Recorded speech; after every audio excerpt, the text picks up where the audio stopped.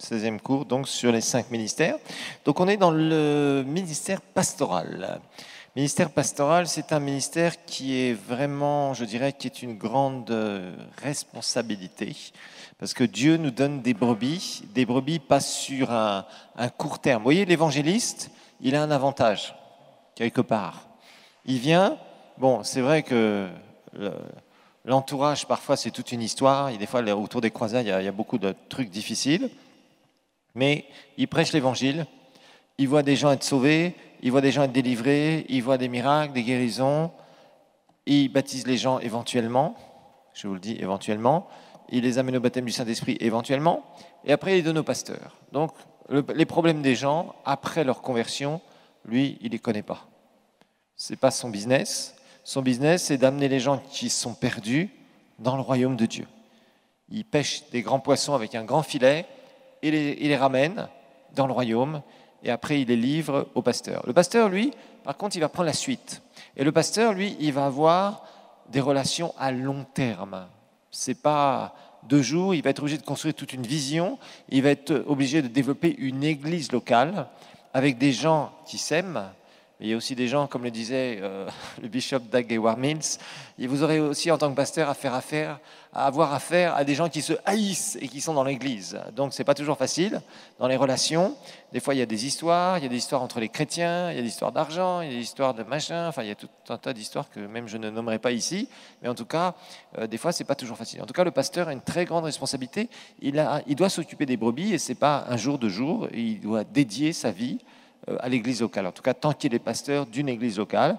Et il y a des pasteurs, des fois ils sont pasteurs pendant 40 ans, 50 ans, 60 ans de la même église qui se développe, qui s'est extrêmement développée. Bien sûr, ils ont exercé aussi souvent des ministères ailleurs, mais principalement, il y a des gens qui connaissent depuis des années et des années et des années et des années.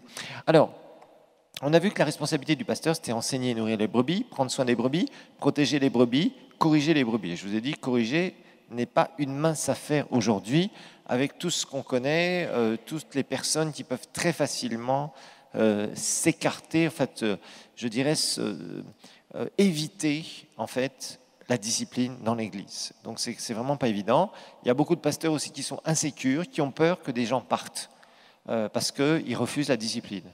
Et donc ils ne corrigent pas. Et ça, c'est pas une bonne chose. Quand on est pasteur, on doit corriger. Corriger, c'est aussi prendre des risques, parce que les gens souvent partent, malheureusement, parce qu'ils refusent la correction. Ils gardent leurs problèmes à l'intérieur et leurs problèmes ne seront pas résolus tant qu'ils auront cette attitude-là. Donc c'est pour ça que la fuite, quand quelqu'un te corrige, quand un pasteur te corrige, ce n'est jamais, jamais, jamais une solution. Au contraire, tu vas sortir avec ton problème à l'intérieur et tu vas le ramener dans une autre église. Et ça sera la catastrophe pour l'autre église, parce que si tu as fait des gros problèmes quelque part, tu apporteras ça à l'extérieur. En fait, la correction nous permet d'être transformés. Ça amène une transformation quand on se soumet à la correction. C'est pas facile, ça fait mal à la chair, oui, ça fait mal à la chair, mais ça fait du bien à notre vie, la correction. Et quand on n'est pas du tout dans ce genre-là, de se laisser corriger, c'est vraiment un très gros problème. Alors maintenant, on va passer à des choses un peu plus joyeuses. On va, le pasteur doit être, donc notez que le pasteur doit être disponible. Disponible. Surtout aussi envers les nouveaux convertis. Les nouveaux convertis ont besoin de beaucoup de soins. Ils ont beaucoup de problèmes. Donc il y a une disponibilité du pasteur. Les gens ne sont pas des machines, ce ne sont pas des numéros. Le pasteur doit être disponible. Et les nouveaux convertis ont besoin souvent de rendez-vous avec le pasteur. Ils vont parler, ils vont échanger, ils vont dire « Pasteur, j'ai tel problème, qu'est-ce que je dois faire ? Je ne sais pas, etc. etc. » Ils ont besoin de prière, ils ont besoin beaucoup d'être encadrés. Et le pasteur doit s'en occuper. Voilà. On doit recevoir un pasteur qui ne veut jamais recevoir des brebis ou qui donne des rendez-vous qu'il ne tient jamais. Ce n'est pas bon du tout pour les brebis. Les gens ont des besoins et le pasteur doit être disponible pour ces brebis. Ce n'est pas toujours facile d'être disponible. On entend des fois des gros problèmes, toutes sortes de problèmes, mais on choisit, si on accepte l'appel du Seigneur, on doit s'occuper des gens. C'est vraiment, quand on est pasteur, on est orienté vers les gens. On doit s'occuper des gens, on doit avoir un cœur pour les gens. Les gens ont des problèmes, il faut essayer de leur apporter des solutions divines, il faut prier pour eux. Des fois, vous voyez des gens qui viennent vous voir 3 fois, 4 fois, 5 fois, 10 fois. Il y en a certains, vous êtes obligé de leur dire, écoute, pour l'instant, s'ils vous racontent toujours tout un tas de baratins, il y a des gens comme ça. Il y a toutes sortes de gens qu'on reçoit. Il y a des gens qui ont des gros problèmes, vous priez pour eux, pendant 1 an, 2 ans, ils ne viennent pas vous voir et ils reviennent vous revoir en disant, pasteur, depuis que tu as prié pour moi, la situation a complètement changé, etc., etc., etc. Il y a beaucoup de joie à être pasteur, mais il y a aussi des moments où c'est pas facile, voilà, tout simplement. Alors, on a vu que un ancien n'est pas pasteur, d'accord? Vous vous rappelez qu'on a vu comment les églises étaient nouvellement formées dans le Nouveau Testament. On mettait des anciens, on nommait des anciens, et un ancien n'est pas pasteur. Malheureusement, il y a beaucoup d'églises qui sont tenues par des anciens. Il y a beaucoup de personnes qui sont là, qui sont des anciens et qui ne sont pas pasteurs, qui n'ont pas l'onction pastorale. Et d'ailleurs, dans une église, vous le verrez facilement, quand quelqu'un n'a pas d'onction pastorale, peut-être qu'un certain temps, ça va avoir l'air de grossir, mais il n'ira pas loin dans son ministère, en tout cas parce qu'il n'a pas encore de ministère.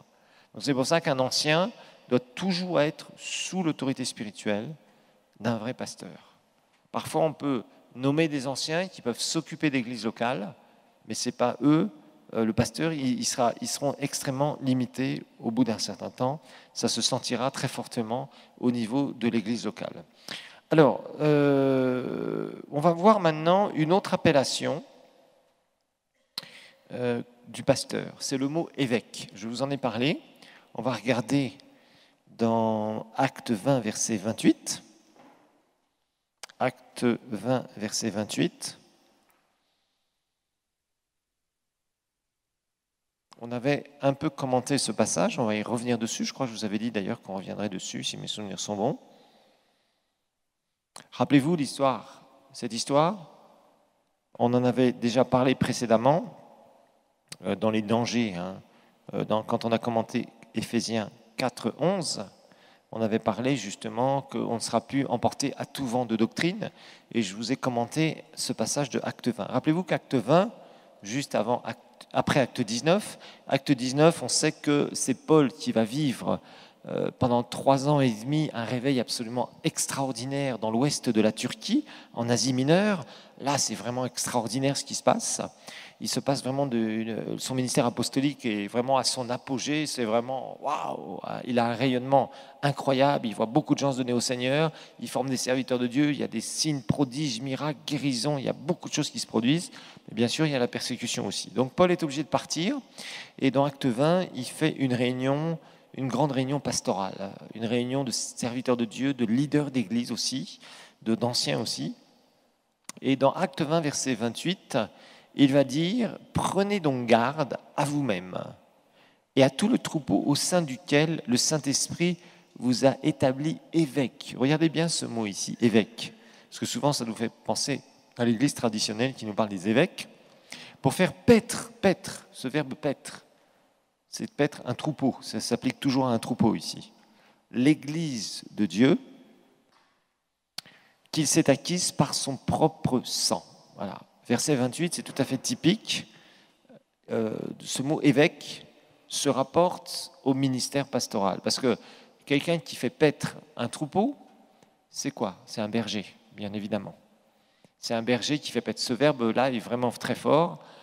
Paître l'église de Dieu, ce sont les bergers qui font paître les brebis, c'est-à-dire qui s'occupent des brebis. Faire paître un troupeau, c'est s'occuper du troupeau, le nourrir, le protéger, etc., etc. Toutes les caractéristiques d'un berger. Et un berger, c'est un pasteur, bien évidemment. Alors, le mot évêque, c'est en grec le mot épiskopos. Vous avez entendu parler de l'église épiscopale? Ben voilà, ça vient de ce mot-là, épiskopos. Épiskopos, ça veut dire veiller sur. C'est un surveillant, quelqu'un qui veille sur. Donc le mot évêque, littéralement, ça veut dire un surveillant. Quelqu'un qui veille sur. Là, c'est veiller sur quoi? Un troupeau. Donc ce mot-là fait référence au ministère pastoral. Ça, c'est clair. Parce qu'un pasteur veille sur un troupeau. Il veille sur. il fait attention au troupeau. Il ne veut pas que le troupeau, les brebis, soient malades et meurent, soit s'écartent et que les prédateurs les mangent. Il veut être sûr que ces brebis sont bien nourries et qu'elles sont bien protégées la nuit. Il les ramène dans la bergerie pour qu'elles soient bien protégées toute la nuit, pour qu'aucun prédateur, que rien ne puisse pendant la nuit venir détruire et faire mourir ces brebis. Voilà, c'est ça, quelqu'un qui veille, un berger qui veille sur un troupeau. Voilà, donc quand vous voyez ce mot évêque, obligatoirement, ça fait référence au ministère pastoral. Voilà, ça c'est important. Vous avez vu le mot, comme je vous le disais en introduction, le mot pasteur, on le trouve une fois dans le Nouveau Testament, mais d'un autre côté, la fonction de pasteur, les caractéristiques du pasteur, on va trouver ça dans beaucoup de passages de la parole de Dieu. Le berger, l'évêque, on va trouver, vous voyez, tout ça, ça fait partie des caractéristiques du pasteur. Alors, 1 Timothée 3 va nous donner des caractéristiques aussi. On va regarder ça.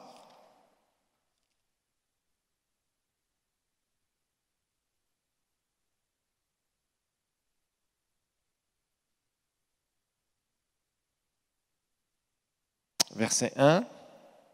Cette parole est certaine si quelqu'un aspire à la charge d'évêque, c'est-à-dire de veiller sur un troupeau, donc de pasteur. Il désire une belle activité. Il faut donc que l'évêque soit irréprochable, mari d'une seule femme, c'est-à-dire pas polygame, sobre, c'est-à-dire qu'il ne soit pas en train de boire, sensé, c'est-à-dire quelqu'un qui est pas bizarre, qui ne vous raconte pas des trucs bizarres, sociable, c'est-à-dire quelqu'un qui a des bonnes relations avec les autres, hospitalier, apte à l'enseignement. Vous voyez, apte à l'enseignement aussi, bien sûr. Le pasteur, il enseigne. Qui soit ni adonné au vin, ni violent, mais conciliant, pacifique, désintéressé. Ça, c'est l'argent, désintéressé.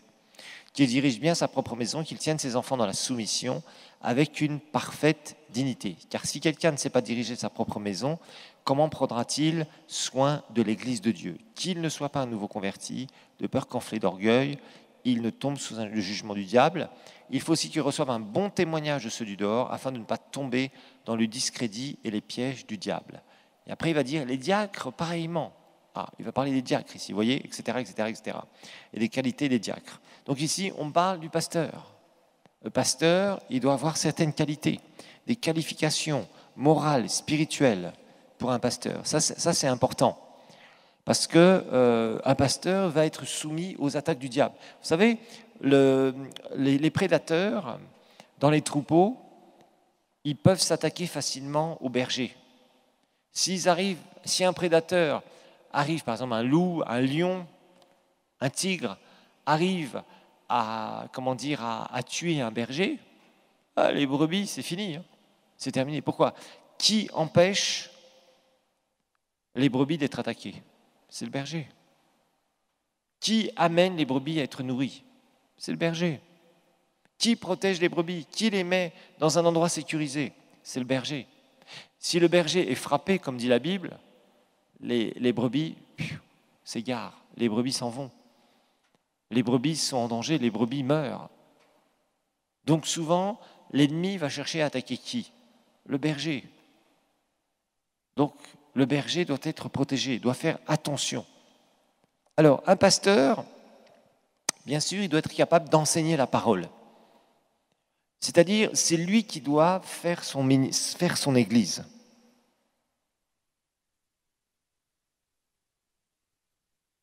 Le pasteur doit enseigner. C'est lui qui doit établir la doctrine de l'église. Il y a des pasteurs, ils ont 3 invités par mois, 3 visiteurs, prédicateurs par mois. Ça ne marche pas comme ça, c'est pas bon. Ils sont là, et un pasteur doit faire la doctrine de son église, doit enseigner, doit établir la doctrine de son église. Ça, c'est un rôle important du pasteur. S'il ne le fait pas, ça va être une catastrophe. S'il laisse tout le temps les autres... Vous savez, avoir des visiteurs dans une église, c'est pas facile. C'est pas simple. Un pasteur qui accueille des visiteurs régulièrement, il a plutôt intérêt à savoir qui il accueille dans son église.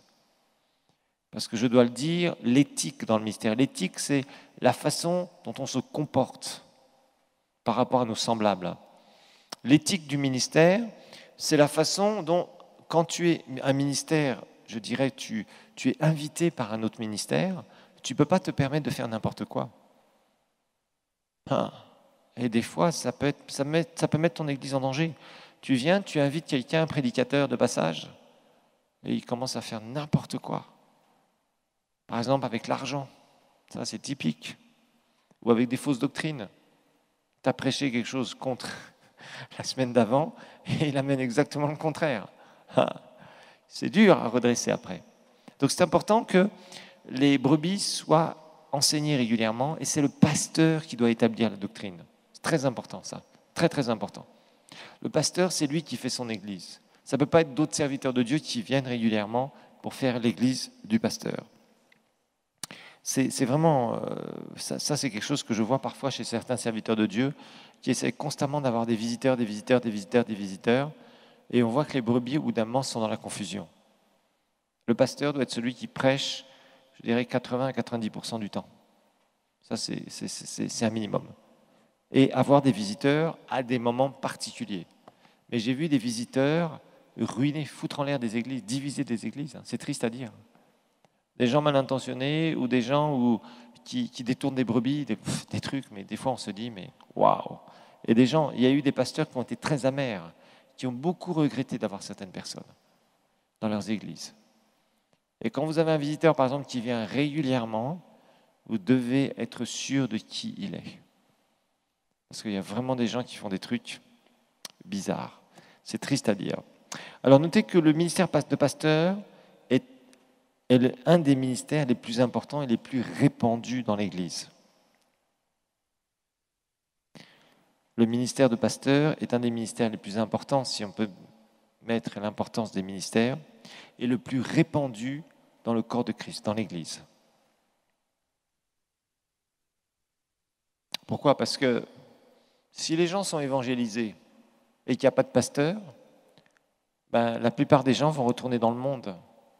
Les brebis vont devenir toutes maigres. Déjà, elles seront maigres, elles sont toutes petites. Vous savez, quand les animaux naissent, par exemple, ils sont, même les êtres humains, c'est fragile. Le moindre être vivant qui naît, il est toujours très fragile les premiers jours. Et beaucoup meurent facilement. Les êtres humains décèdent, des bébés décèdent parce qu'ils sont fragiles. S'il n'y a pas ce qu'il faut tout autour, s'il n'y a pas tout un tas de soins. Les animaux, c'est la même chose. Les soins, c'est important pour justement entourer les premiers jours après la naissance. Et ça, c'est important. Quand les gens se donnent à Christ, il faut qu'ils soient intégrés dans les églises locales. Sinon, ils vont pousser de travers. Vous savez, il y a des gens qui reçoivent le Seigneur par Internet. Et la suite n'est pas forcément facile. Il y a beaucoup de gens qui reçoivent le Seigneur par Internet et qui ne s'attachent pas à des églises locales. Et c'est bien l'évangélisation par Internet, mais s'il n'y a pas de pasteur pour prendre la suite, c'est une catastrophe. Les gens sont là, ils écoutent telle ou telle prédication, mais ils n'ont pas de pasteur, ils n'ont pas l'onction pastorale. L'onction qui permet de grandir, l'onction qui permet une protection, l'onction qui permet vraiment d'aller de l'avant. Et de grandir, de s'enraciner en Christ. Donc le pasteur, lui, il est là, et si son ministère n'est pas là, c'est un problème. Pour les gens qui reçoivent le Seigneur, c'est vraiment un très très grand problème. Donc il doit s'occuper, il prend la relève de l'évangéliste, on l'a vu, parce que les gens doivent être dans une pépinière. En fait, l'Église, c'est une pépinière, voilà, où les semences sont plantées, commencent à pousser un peu. Mais toute semence, toute petite semence est très fragile. L'Église, c'est une pépinière. L'Église, c'est un hôpital aussi. C'est un hôpital. C'est comme ça qu'on doit voir les choses. C'est pour ça que quand les gens viennent à l'Église, il y a des gens qui vont très mal qui viennent dans les églises. Des fois, on dit, ouais, lui, il ne devrait pas venir. Ok, doucement. Quand l'Église n'est pas là pour les gens qui se portent très bien. Bien sûr, les gens qui vont mal doivent aller mieux. Mais l'Église, normalement, doit être pleine d'amour et accueillir ceux qui vont mal, même ceux qui ont dévié, s'ils veulent bien sûr se remettre sur le droit chemin. Ça, c'est une condition, bien évidemment. Alors, une autre chose, ça c'est des points sur le ministère pastoral, bien sûr. Hein. Alors, le ministère pastoral, ça ne se résume pas au dimanche matin. Ça ne se résume pas au dimanche matin. Beaucoup de gens pensent que les pasteurs travaillent 2 heures par semaine. Ça, ce n'est pas les vrais pasteurs. Ça, c'est les farceurs. Il y a la partie publique, mais il y a toute la partie derrière. C'est un peu comme un iceberg. Vous savez, les icebergs, c'est ces grands blocs de glace qui flottent dans la mer, qui souvent se sont détachés soit du pôle Nord, soit du pôle Sud. Quand les neiges commencent à fondre, quand la température monte, dans certains endroits du globe, régulièrement selon les saisons, il y a ces immenses blocs de glace qui se détachent. Si vous avez vu le film Titanic, eh bien, vous comprenez ce que je veux dire. Ces immenses blocs de glace qui flottent. Et vous savez, quand la glace flotte, quand l'eau de mer est gelée, il y a une partie que vous allez voir qui est visible et la partie qui est immergée, qui est invisible, c'est-à-dire qui est dans l'eau. Et cette partie qui est dans l'eau est beaucoup plus importante. Je ne sais plus si c'est 85% ou je ne sais plus trop quoi. En tout cas, elle est beaucoup plus importante que ce que vous voyez qui flotte au-dessus, donc de la surface de l'eau. Et le ministère pastoral, on le compare comme ça. Le vrai ministère pastoral, ce n'est pas ce que vous voyez le dimanche matin ou dans une réunion de prière. C'est tout ce qui s'est passé derrière, toute la gestion du ministère derrière. Et c'est beaucoup de travail. Beaucoup de travail. Le ministère égale travail. Moi, je le vois des fois, je vois des jeunes qui veulent dire « Oui, je sens un appel, pasteur, etc. » Et quand on les met à bosser et qu'ils doivent bosser et bosser et bosser, au bout d'un moment, ils sont « C'est difficile, pasteur. Oui, il faut travailler. » On ne peut pas réussir sans travailler. Beaucoup de gens jalousent des ministères qui ont réussi, mais ils ne savent pas le prix qu'ils ont payé. Le travail qu'ils ont fourni pendant des années et qu'ils fournissent tous les jours. Vous savez, on n'est pas pasteur 15 heures par jour ou 2 heures par jour ou le dimanche matin. On n'est pas pasteur non plus 3 jours par semaine. On n'est pas pasteur 157 jours par an. On est pasteur 24 heures sur 24. On est pasteur 7 jours sur 7. On est pasteur 365 jours par an. Ce n'est pas quelque chose, c'est pas comme un boulot. Un boulot, 17h30, c'est fini. 17h, 18h, ça dépend des boulots. Tu dis j'ai quitté le boulot, si tu fermes ton téléphone, tu as le droit de le faire. Un pasteur, lui, s'il y a une urgence, il va être obligé d'être là, même si c'est la nuit, même si c'est son jour où il voudrait se reposer un peu. On lui envoie un message, pasteur, vous faites ben, soit tu fermes tout, comme certains pasteurs le font, et ils le font des fois plusieurs jours par semaine, et ils viennent juste pour prêcher, mais tu ne peux pas réussir comme ça, parce que les gens ont besoin. Alors maintenant, il y a des gens aussi qui abusent, et qu'il faut savoir cadrer. Ça, c'est un autre problème. Mais il faut être très clair. Le pasteur, lui, il a le côté public que vous voyez, c'est pas le plus grand côté. Ce que vous ne voyez pas, c'est justement le temps de préparation. Dans la prière, dans la parole de Dieu, la gestion des gens qui viennent vous voir avec tout un tas de problèmes, les finances, les employés, l'organisation. C'est comme une grosse boîte au bout d'un moment. Une grosse église, c'est comme une grosse boîte. Dans le domaine de la logistique, dans le domaine des gens. Des gens qui font des histoires aussi. Et toutes sortes de trucs, tout ce qu'on prépare, toutes les activités qu'on prépare. Alors maintenant, évidemment, il y a une règle aussi, ça s'appelle la délégation. Et on délègue, on apprend à déléguer aussi. Et ça, c'est très, très important. Et là, il faut des personnes qui, au travers de la délégation, c'est-à-dire on leur donne des responsabilités limitées, ils ont une délégation. Et quand une personne fait ce qu'on leur demande de faire, elle va réussir, elle va s'épanouir, elle va apprendre. Et ça aussi, c'est un grand secret. On découvrira ça dans les 21 lois du leadership. Ce sera un des cours que vous aurez en 2e année. Et quand quelqu'un vraiment est soumis à l'autorité spirituelle, il draine l'onction. Et il va commencer à faire des choses qu'il ne ferait pas sans cette onction. Et c'est important de toujours rester connecté à l'onction pastorale. Ça, c'est quelque chose... Et l'ennemi travaille souvent contre ça. Quand une personne commence à se déconnecter, commence à critiquer son pasteur, commence à juger, vous êtes sûr que cette personne va faire comme ça, dans sa responsabilité. Moi, vous savez comment je teste la loyauté des gens? Je les mets dans des responsabilités et je les observe. Si je les vois porter des fruits, s'épanouir dans les choses que je leur donne, je me dis, celui-là, il n'est peut-être pas très doué. Vous savez, des fois, vous avez des gens très doués. Être très doué est une chose. Être loyal en est une autre. La loyauté permet de drainer l'onction. Être doué te permettra de réussir un certain temps, mais au bout d'un moment, si tu n'es pas loyal, tu vas fermer le robinet qui va couler sur toi et qui te permettait de faire des choses que tu ne pourrais jamais faire sans l'onction. Parce que l'onction déborde sur ta vie. La délégation, c'est quelque chose qui est important. On verra le caractère de celui qui accepte les responsabilités.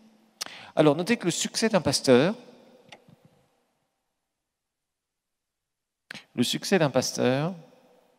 c'est d'avoir la bonne réponse. Le succès d'un pasteur, c'est d'avoir la bonne réponse pour ceux qui viennent à lui quand ils ont des besoins.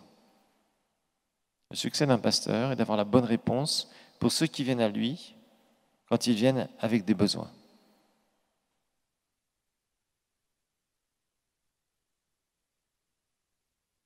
Alors là aussi, vraiment, on voit les résultats, des fois des choses incroyables se produire dans la vie des gens.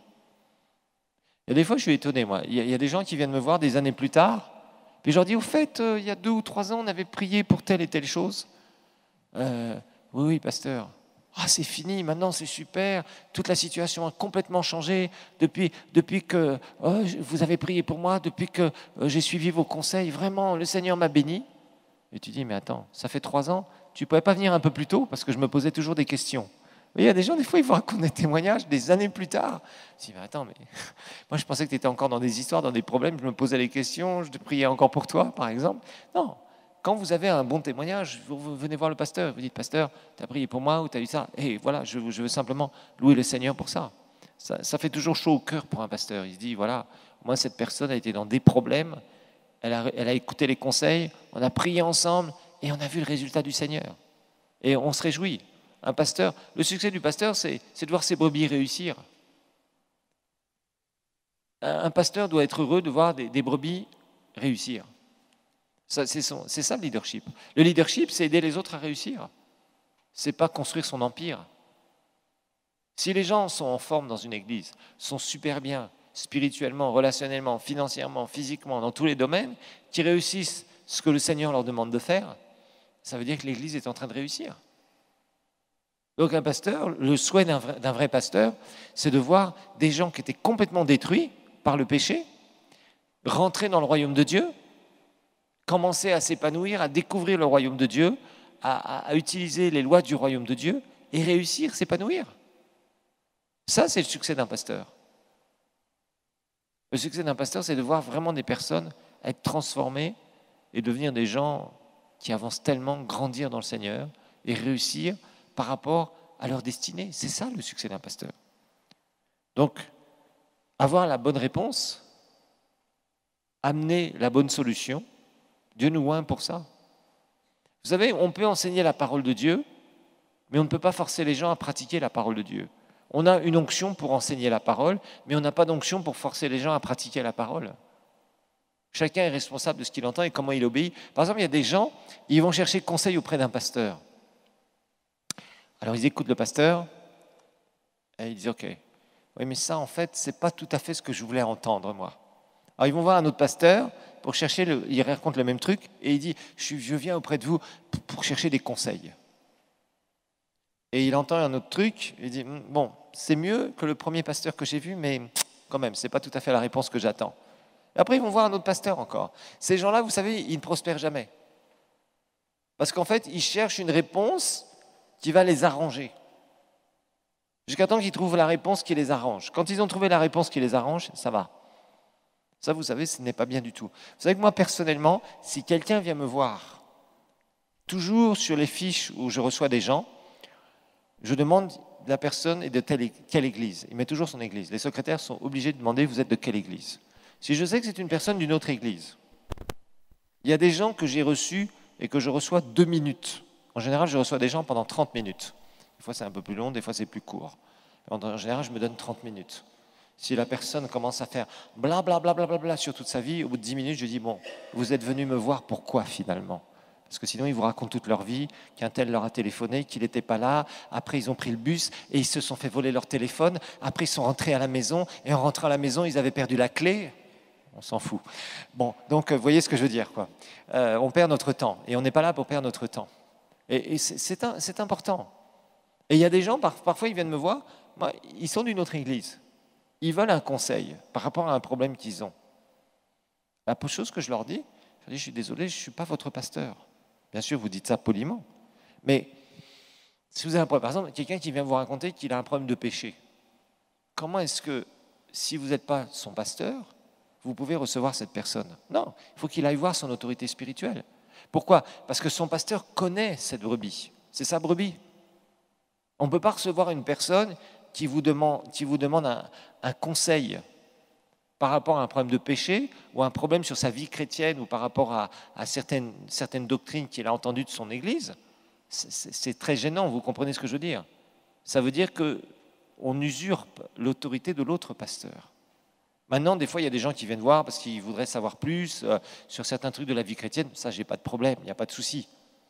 Mais des fois, des gens veulent vous raconter un problème de péché qu'ils ont. On ne peut pas recevoir quelqu'un qui est sous une autre autorité spirituelle, qui vient vous parler de son péché et qui veut que vous puissiez prier avec cette personne. Non, elle doit avoir son pasteur, elle doit être suivie par son pasteur. Parce que demander pardon, c'est une chose. On peut prier pour la personne. Mais après, il faut que la personne soit suivie. Vous comprenez ou pas? C'est important ce que je vous dis ici. Il y a beaucoup de gens, ils n'arrivent pas à comprendre ça. Mais c'est important. La personne doit être suivie. Elle est suivie par qui? Par son pasteur.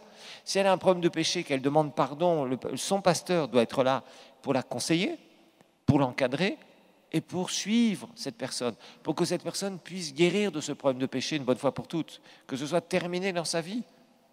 Mais souvent, les gens qui sont comme ça, ils cherchent des conseils avec d'autres pasteurs et ils cherchent un peu le truc qui les arrange. C'est du bricolage.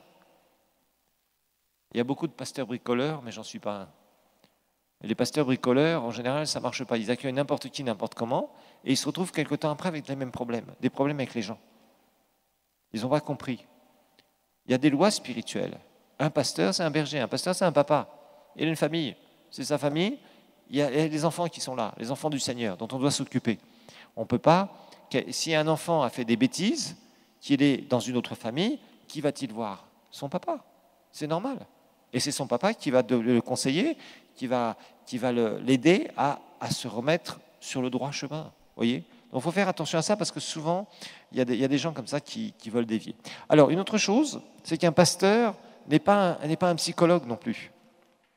Un pasteur n'est pas un psychologue. Vous voyez, il y a parfois des gens qui viennent nous voir et ils nous parlent de leurs trucs, de leurs machins, de leurs problèmes. Et dans la conversation, ils ne vous parlent pas du Seigneur. Ça, par contre, ça m'étonne.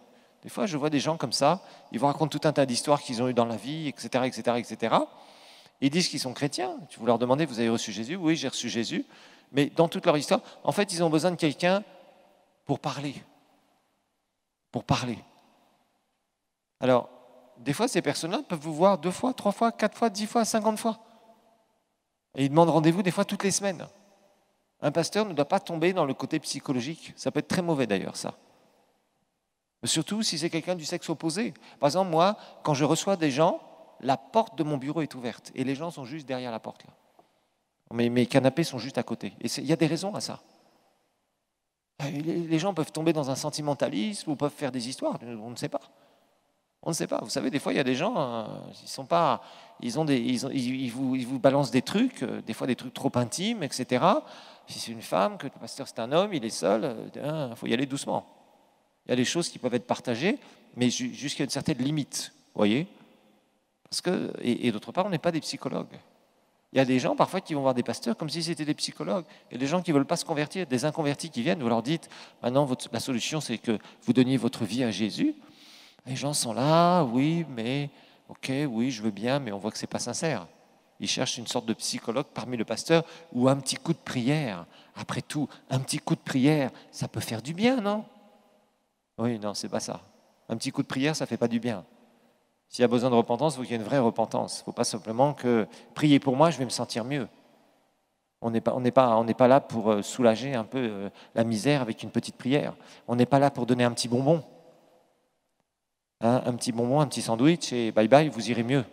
En tout cas pour quelques heures. On est là pour aider les gens à être transformés par la puissance de Dieu. C'est sérieux. Et il y a parfois des gens qui tombent dans une psychologie, en tout cas certains pasteurs, d'ailleurs qui ont même développé des théories psychologiques avec la parole de Dieu. Maintenant, on doit faire attention aux sentiments des gens. Comprenez bien ce que je veux dire. Il y a des gens qui sont sensibles, il y a des gens qui sont blessés, etc., etc. Mais il faut rapidement leur donner des solutions, pas qu'ils tombent dans un espèce de truc. Par exemple, il y a des gens, ils viennent jouer les victimes, et à chaque fois, toutes les semaines, ils veulent vous parler pour aller raconter combien tout le monde est méchant contre eux. Et ils ont besoin d'une chose, c'est de se repentir de la victimisation et de pardonner.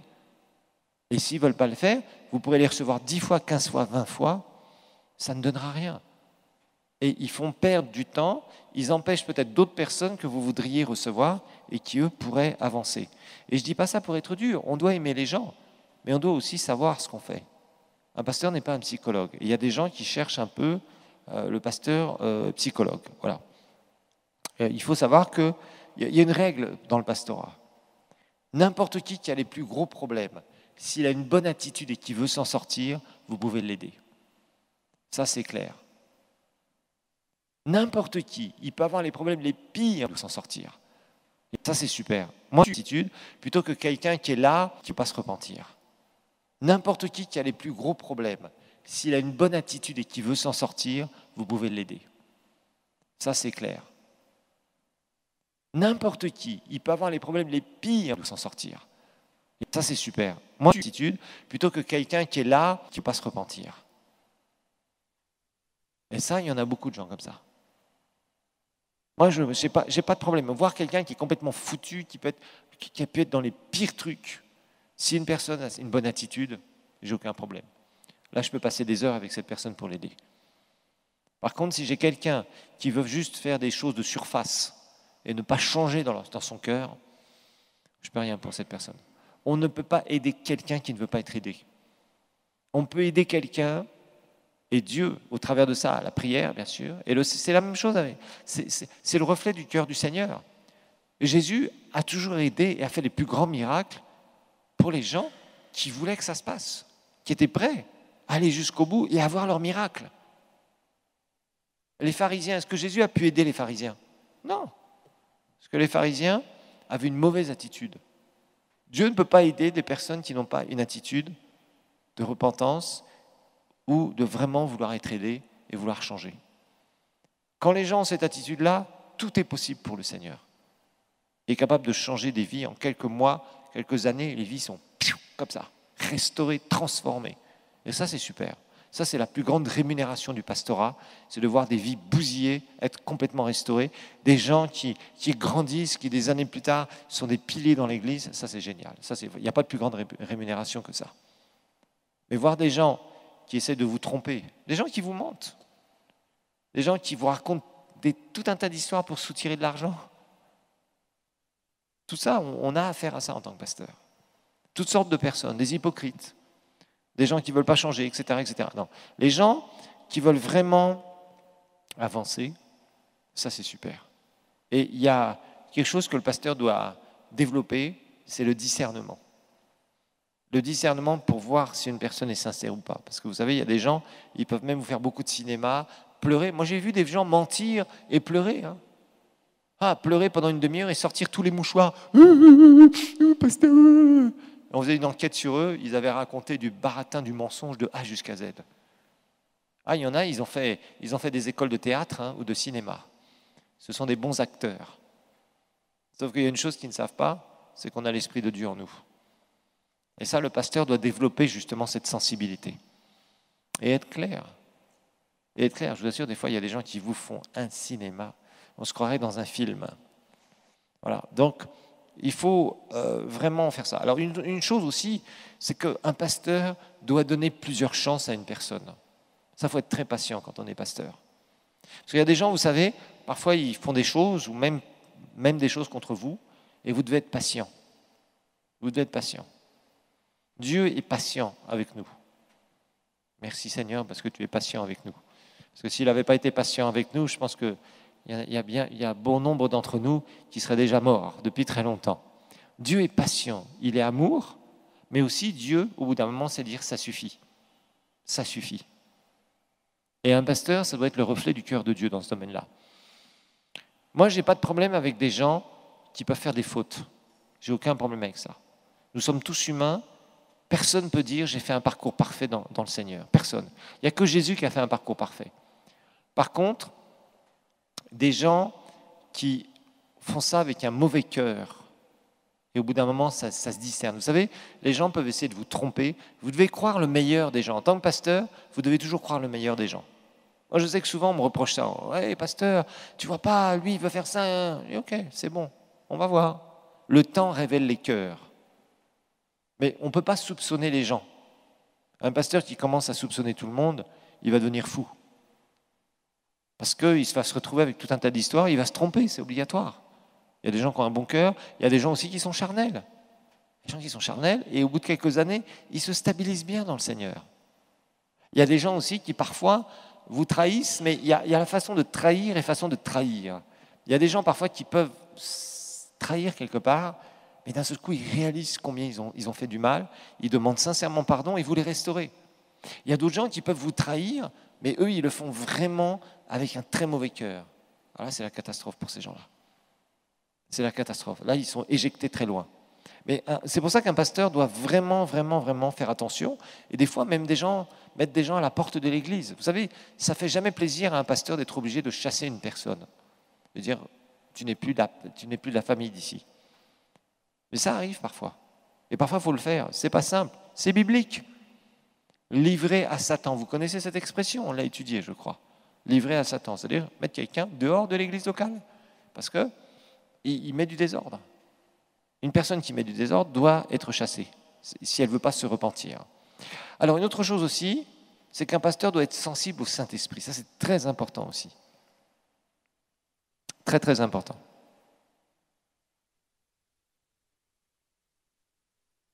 La sensibilité au Saint-Esprit. Un pasteur qui n'est pas rempli du Saint-Esprit, il n'y aura pas une fraîcheur dans l'Église, dans tout ce qu'on fait dans l'Église aussi. On a besoin de l'onction, on a besoin de la présence de Dieu. Moi, des fois, je vois des pasteurs, ils sont secs. Ce n'est pas des adorateurs. Beaucoup ne sont pas adorateurs. Vous savez, il y a beaucoup de pasteurs qui n'assistent jamais à la louange et l'adoration dans leurs églises. Beaucoup, beaucoup, beaucoup, beaucoup. Ils viennent seulement pour prêcher, ils partent. Beaucoup de pasteurs, même des gros pasteurs, même des gens que vous regardez à la télévision aux États-Unis. Il y en a qui font ça. Beaucoup ne sont pas des adorateurs. Ils sont là, ils viennent juste prêcher et ils partent. C'est le message. Tout est concentré sur le message. Oui, la parole de Dieu est importante, mais être un adorateur, c'est beaucoup plus important. Et un pasteur doit être sensible au Saint-Esprit, il doit être rempli du Saint-Esprit, baptisé de l'Esprit. Il doit exercer les dons spirituels. En tout cas, c'est ce que la Bible nous montre. Un pasteur qui ne fait pas ça, l'église va être sèche. Oui, les gens vont venir. Les gens viennent, mais bon, la parole avec l'onction, c'est ce qui va transformer les gens. Il y a un besoin de cette présence de Dieu. Et si le pasteur ne vit pas dans la présence de Dieu, l'église va être sèche. On va donner, oui, la parole de Dieu, c'est vrai, mais il n'y a pas cette fraîcheur dont on a tellement besoin de vivre dans sa présence, dans son onction, dans son amour. Et c'est important. Il y a beaucoup de pasteurs qui, dans leur relation avec Dieu, c'est juste, bon, Seigneur, je prie pour mon sermon, je prie pour l'église, je prie pour les finances, mais ils ne développent pas une relation personnelle avec le Seigneur et avec le Saint-Esprit. On doit exercer les dons du Saint-Esprit. On va voir sa présence se répandre au milieu de nous. C'est très important, ça. Ça va rafraîchir. Si on est seulement en train de manger, au bout d'un moment, les aliments passent mal. Il faut boire. Il faut boire. C'est la même chose dans l'Église de Dieu. Dans l'Église de Dieu, il y a des temps où il doit y avoir la parole de Dieu et il y a des temps où on doit être dans la présence de Dieu.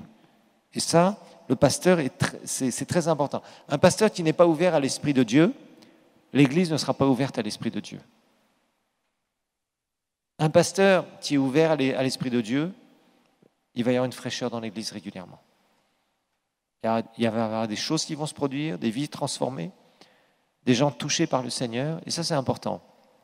Donc exercer les dons spirituels, c'est très important. Parce que souvent, le Saint-Esprit va nous diriger d'une façon puissante. Et quand l'Église de Dieu est dirigée par l'onction de Dieu, nous savons quoi faire. Quand un pasteur commence à prendre des décisions de droite et de gauche, etc., bon, il peut se tromper. Et parfois, l'Église peut avoir un problème. Parce que le pasteur a pris une mauvaise décision. Parce qu'il n'est pas sensible au Saint-Esprit. Il a pensé qu'on va faire comme ça, parce que les autres églises font ça en ce moment, parce qu'il a une opportunité là, etc. Mais toutes les opportunités ne viennent pas de Dieu. Je vous expliquerai ça en deuxième année, combien des pasteurs parfois ont fait des erreurs qui les ont amenés à voir leur église faire comme ça. Parce qu'ils avaient changé d'endroit. Je connais un pasteur comme ça, c'était un bon ami aux États-Unis. Il a déménagé, il a mis l'église à 40 km, même là-bas où il y a les voitures et tout ça. À l'époque, il n'y a même pas, je crois, un quart de l'église qui a suivi. Il s'est retrouvé avec des grosses difficultés. Après, il a eu encore d'autres problèmes. Et franchement, il avait un super ministère, il avait beaucoup d'avenir, il a une belle église. 20 ans, 30 ans plus tard, il n'y a quasiment plus rien, quoi. Ça fait mal. Ça fait mal. Et pourtant, c'était un homme qui était au départ très sensible au Saint-Esprit. Mais il y a eu des choses qu'il a prises, des mauvaises choses, enfin des mauvaises directions. Ça peut arriver. Alors notez que une des caractéristiques les plus marquantes d'un pasteur, une des caractéristiques des plus marquantes d'un pasteur, c'est son cœur de berger. C'est son cœur de berger.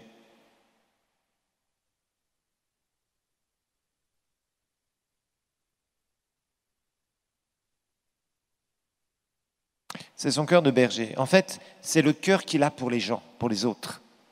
C'est le cœur qu'il a pour les gens. Ça, c'est indispensable. S'il aime vraiment les gens ou pas.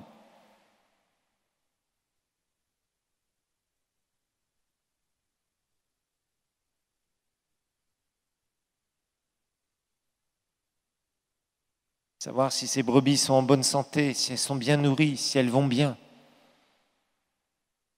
Ressentir le cœur des gens. On verra qu'il y a une loi qui s'appelle la loi de la connexion en leadership. C'est sentir le cœur des gens. Je le dis souvent aux pasteurs qui démarrent des églises, je dis, la première chose qu'il faut que vous sachiez, c'est qu'est-ce que les gens ressentent à l'intérieur. Quels problèmes ils ont, qu'est-ce qu'il y a. Parce qu'on ne peut pas exercer le pastorat si on ne connaît pas, si on ne sent pas battre le cœur des gens. Si on ne connaît pas leurs défis, leurs souffrances. On ne peut pas être un bon pasteur dans ces cas-là, parce qu'on ne ressent pas les choses. On est juste là, on dit je vais donner la parole de Dieu, on va prier pour vous, bye bye. Ok, ça c'est bien. Donc c'est ça le cœur du pasteur. Le cœur du pasteur, c'est de ressentir les gens, de ressentir ce que les gens ressentent. Être là dans la joie avec eux, souffrir quand ils souffrent. La Bible nous dit de pleurer avec ceux qui pleurent, de nous réjouir avec ceux qui se réjouissent. Et c'est ça le cœur du berger. Quand les brebis sont en bonne santé, c'est super. Ça permet aux autres brebis d'aider les autres brebis. Quand les brebis vont mal, c'est pas les faibles qui aident les faibles, c'est pas les malades qui aident les malades, c'est pas les pauvres qui aident les pauvres. Voilà. C'est un principe simple, donc le pasteur doit s'occuper. Donc nous avons une grande responsabilité, à la fois vers les brebis, à la fois sur ce que nous disons aussi, parce que nous sommes très responsables. Quand nous parlons, nous adressons aux brebis. Ça aussi, il y a des pasteurs parfois qui sont très irresponsables et qui managent très mal des situations et qui parfois balancent des mots à droite, à gauche, et ça fait du mal aux gens, ça ne les édifie pas, et nous avons cette responsabilité en tout cas d'édification. Voilà, que le Seigneur vous bénisse.